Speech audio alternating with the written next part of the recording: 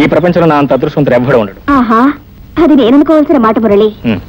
మన ఇద్దరం జీవితాంతం ఇలాగే ఉండిపోతే ఎంత బాగుంటుంది. ఓ ఎస్, బాగుంటుంది, చాలా బాగుంటుంది, ఆకాశం అంత బాగుంటుంది.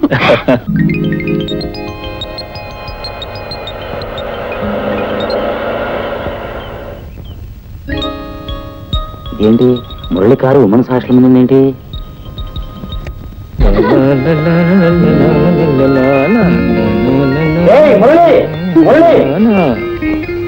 హలో డాక్టర్ అంకుల్, ఏంటి ఇలా వచ్చారు? ఇక్కడ మీ కేసులు ఉన్నాయా? ఇదిగో జోకు లేకు, మీ అమ్మగారికి బీపీ ఎక్కువై మళ్ళీ హార్ట్ అటాక్ వచ్చింది.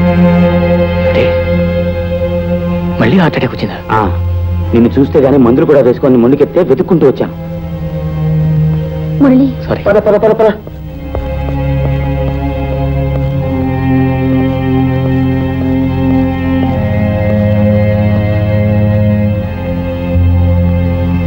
అమ్మా అమ్మా అమ్మా, వచ్చావు బాబు. ఇప్పుడు నీ ఒంట్లో ఎలా ఉందమ్మా? నేను ఆఫీస్కి వెళ్ళొద్దని ఎన్నిసార్లు చెప్పానమ్మా? వెళ్ళినా ప్రతి చిన్న విషయానికి ఆఫీస్ పుడితే మరీ మరీ చెప్పాను కదా. నీకు బాధ్యత వస్తే నాకు బాధలే ఉండవురా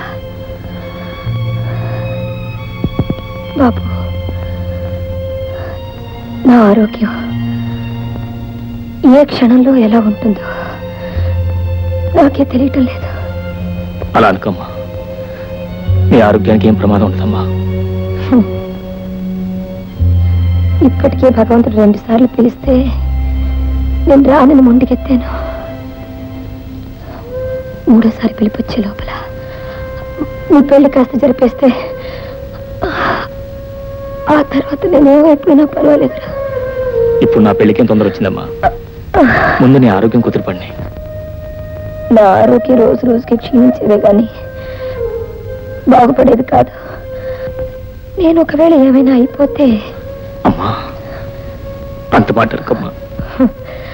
నా పరిస్థితి నా చేత అంత మాట అనిపిస్తుందిరా. అమ్మా,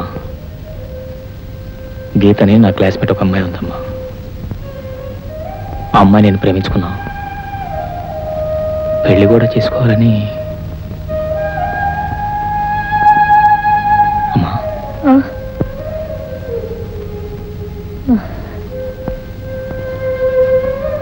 సరే, నా ఆరోగ్యం బాగుంటే నేనే వెళ్ళి చూసేదాన్ని. పద్ధతి కాకపోయినా నువ్వు ఇక్కడికి తీసుకురా అమ్మాయిని. ఇప్పుడే వెళ్ళి తీసుకురా. వెళ్ళు. అలాగేనమ్మా.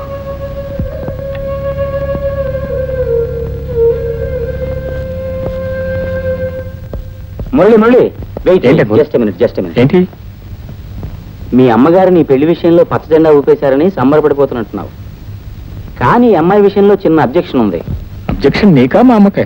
మీ అమ్మగారికే. ఈ అమ్మాయి మోడర్న్ డ్రెస్ అది వేసుకుంటుంది కదా, I mean tight pants, jeans. Pant లేకుండా అడుగు కూడా తీసి బయట పెట్టదు. లిప్స్టిక్ కూడా బాగా పట్టిస్తుంది కదా. లిప్స్టిక్ లేకుండా పడలేదు అనుకోదు. Very good. 100కి 100 రూపాయలు ఈ అమ్మాయి మీ అమ్మగారికి నచ్చదు. ఏ అంకుల్, ఎందుకని? ఏమిటి, మీ అమ్మగారు సాక్షాత్తు శ్రీ మహాలక్ష్మి లాగా కళకళలాడుతూ మన సాంప్రదాయాన్ని గౌరవించే అమ్మాయి అంటే ఒప్పుకుంటారు, కానీ ఇలా గీతలో పీతలంటే ఒప్పుకోరు. శ్రీ మహాలక్ష్మి మన సంప్రదాయం అంటే ఎలా సాధ్యం అంకుల్? ఇప్పుడు ఏం చేయాలి మరి? ఈ గీతకే శ్రీ మహాలక్ష్మిలా గెటప్ వేసి సెటప్ చేసి తీసుకొచ్చేయి. Okay uncle, thank you very much. Sorry please, miss Geeta గదిలో ఉందండి. గీత గీత పుట్టింటికి వెళ్ళిందండి. పుట్టింటికే? అంటే వాళ్ళ సొంతూరు వెళ్ళింది అనమాట. అవునండి. అవునండి, ఎందుకు వెళ్ళింది? పురిటికి వెళ్ళిందండి. మై గాడ్, మళ్ళీ ఎవరండి మీరు? నాకు తెలియకుండా గీత పురుడు రావడం ఏంటండి? అదేనండి, వాళ్ళ రాణికి పురుటి నొప్పులు వస్తున్నాయని ఫోన్ వస్తే. రాణి ఎవరండి? మీ గీత ప్రేమగా పెంచే కుక్క పిల్లండి. కుక్క పిల్లకి పురుడు రావడం ఏంటి, గీత పిల్ల అక్కడ కూర్చోవడం ఏంటండి? మీ గీత దగ్గరుండి పురుడి పోస్తే తప్ప ఆ కుక్క పిల్లకు పురుడవదేమోనండి. చూడండి, మా క్లాసు టైం అయింది, మేము వెళ్ళొస్తాం. దయచేసి ఏమనుకోకండి, రావేస్తామండి. పదవే త్వరగా. అనుకోవడానికి ఏముందండి? ఆ మాయదారి కుక్క పిల్లకి ఇప్పుడే పురుడు రావాలా? గీత వెళ్ళి ఇప్పుడే అక్కడ కూర్చోవాలా? ఇప్పుడు మా అమ్మకి ఏ సమాధానం చెప్పాలి, ఎలా చెప్పాలి? ఏమండి, ఇది మీకే న్యాయంగా ఉందా? ఉద్యోగం ఉందని పేపర్లో వేశారు, పైగా ఇంటర్వ్యూ రమ్మని కూడా రాశారు. తీరా మా ఊరు నుంచి ఈ ఊరు వచ్చాక ఆ ఉద్యోగం ఎవరో ఎమ్మెల్యే గారు బావమరిది గారు తమ్ముడు కూతురికి ఇచ్చానంటే ఇదే న్యాయం అండి. ఇది న్యాయమేనా? ఏం చేయమంటావమ్మా, పై నుంచి ఆర్డర్స్ అలా వచ్చాయి. వస్తే ఇచ్చేయడమేనా? నా క్వాలిఫికేషన్స్ చూసి కూడా మీరు ఎన్నున్నా రికమెండేషన్ లేదే ఉద్యోగం రాదమ్మా. మీ హాస్టల్ ముందు నిరాహార దీక్ష చేసినా కూడా ఉద్యోగం రాదంటారా? రాదు. మరి వేరే ఉద్యోగం ఖాళీ అవుతుంటారా? ఏం ఖాళీ కాదు. మరి మీ ఉద్యోగం ఇప్పుడు ఖాళీ అవుతుంది ఎందుకు? ఏం లేదు, మీ సీట్ నేను ట్రై చేద్దామని. మీ అమ్మగారు సాక్షాత్తు శ్రీ మహాలక్ష్మిలాగా కళకళలాడుతూ మన సాంప్రదాయాన్ని గౌరవించే అమ్మాయి అంటే ఒప్పుకుంటారు కానీ ఇలా గీతలో పీతలంటే ఒప్పుకోరు.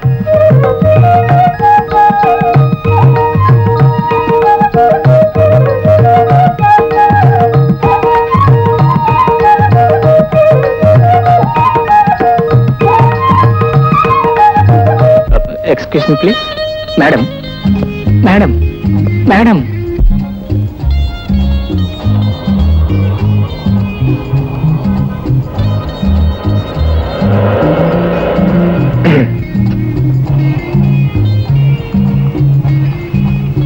చూడండి. ఎందుకు చూడాలి? ఎందుకంటే మీతో నాకు చాలా ముఖ్యమైన పని ఉంది కాబట్టి. నాకు మీతో పనేం లేదు, నేను చూడను. మీరు మరీ ఎంత పొలవరిచినట్టు మాట్లాడితే ఎలాగండి? అవును, మీరు అక్కడికి వచ్చిన ఉద్యోగం కోసమే కదండి? మీరు ఎలాగో వచ్చారు కాబట్టి మీకు అభ్యంతరం లేదని నేను మాట చెప్తానండి. ఉద్యోగం నేను ఇస్తాను. ఏమిటో ఆ ఉద్యోగం? ఏం లేదండి, వెరీ సింపుల్. మీరు కొంతకాలం పాటు నా ప్రియురాలుగా నటించాలి. చూడు మిస్టర్, ఒళ్ళు ఎలా ఉంది? ఒంటికి ఏమన్నా బాగుంది. ఇదిగో, నాకు నీ ఉద్యోగం అక్కర్లేదు, ఏం అక్కర్లేదు, మర్యాద ఇక్కడి చూడు. ఒకవేళ నేను వెళ్ళకపోతే మీరు ఏం చేయగలరు? ఇదిగో, ఆ కానిస్టేబుల్ పిలిపించి నీ కాళ్ళు విరక్కొట్టిస్తా. కాళ్ళు విరక్కొట్టిస్తే చేతులు ఉన్నాయి కానీ ఇదిగో పెళ్ళాం, మర్యాద వెళ్ళి కార్లో కూర్చో. ఏమిటి పెళ్ళా? అవును, నా పెళ్ళానవే మర్యాద వెళ్ళి కార్లో కూర్చోలేదా?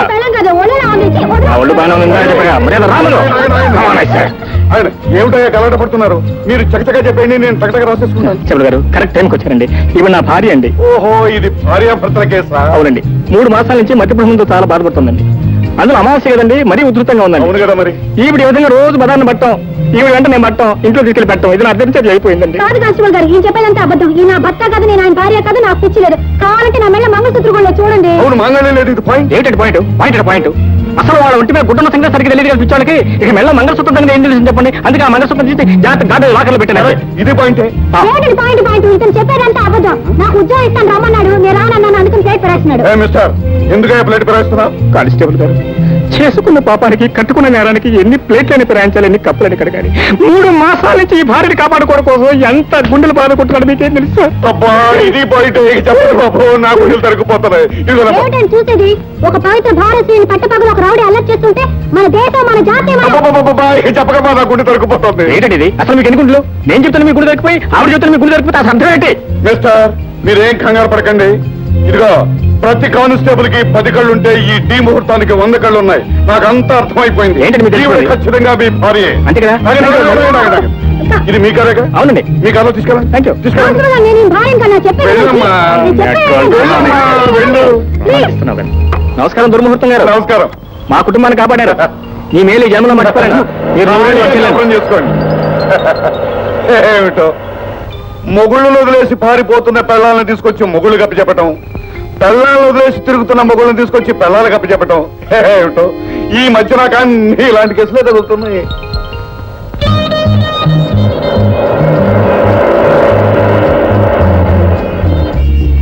చూడండి, ఈ మధ్య దేశంలో రేప్ కేసులు ఎక్కువ అవటం వల్ల మీరు నన్ను అనుమానిస్తున్నారు. అది నిజమే అనుకోండి, కాకపోతే నిజానికి నేను అలాంటి మనిషిని కాదండి. మరి ఎందుకు దౌర్జన్యంగా ప్రవర్తించారు? ముందు మర్యాదగానే ప్రవర్తించాలనుకున్నాను, కాకపోతే మీరేదో గొడవ చేసేసరికి నేను కాస్త అడుగులో ప్రవర్తించాను. I very sorry. అసలు మ్యాటర్ ఏమిటంటారండి, అనుకోకుండా ఈ మధ్య మా అమ్మగారు సడన్ గా హార్ట్ అటాక్ వచ్చింది. ఆమెకు నేను ఒక్కడనే కొడుకుని. నా పెళ్లి వెంటనే జరిపించాలని అడుగు కుతూలు పడుతున్నారు. ఎవరు? మీతో కదనుకోండి, గీతని నా క్లాస్మేట్, నా ప్రియురాలు. ఆవిడతో నా పెళ్లి జరిపించాలని. కాకపోతే అనుకోకుండా మా అమ్మగారి హార్ట్ అటాక్ రావటం, అదే సమయానికి గీత ఊళ్ళో లేకపోవడం జరిగింది. ఎలాగైనా మీరు గీతలో నటించి నాకు ఈ గంధం గట్టెక్కించారంటే. నీ ప్రియురాలుగా నటించడం నాకు ఇష్టం లేదు అని అంటే? మీకు నటించడం ఇష్టం లేకపోతే నేనేం చేయగలను చెప్పండి? నేనేమన్నా నా ప్రియురాలుగా నటించగలనా? ఎలాగైనా ఈ గంధం గట్టెక్కించారంటే మీకు ఎంత డబ్బు కావాలని ఇస్తాను. ఆ డబ్బు కోసం కదనుకోండి, మా అమ్మగారి ప్రాణాలు కూడా మీరు కాపాడిన వారు అవుతారు. Please please canister. సరే, థ్యాంక్స్